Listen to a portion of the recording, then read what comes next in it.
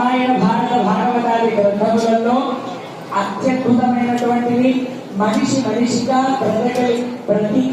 బ్రతకగలిగేటువంటి యోగ్యతనిచ్చేటువంటి మార్చగలిగేటువంటి శక్తి ఉన్నది. అనుష్ఠానానికి యోగ్యమైనటువంటిది.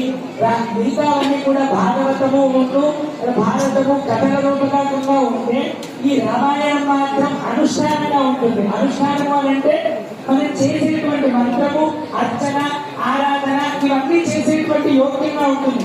మిగతావన్నీ పారాయణము లేకపోతే కథ వినడం ద్వారా ఉంటుంది.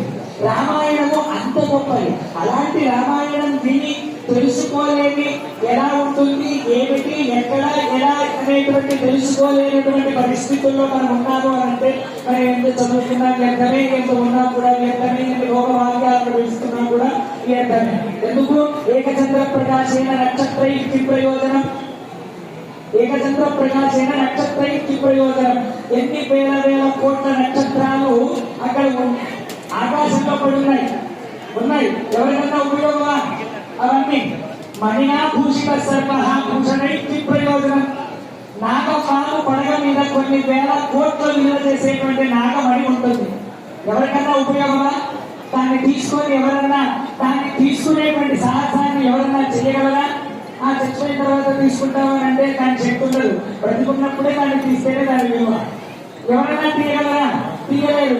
మణినా భూషిత సర్ప భూషణైకి ప్రయోజనం. అలాగా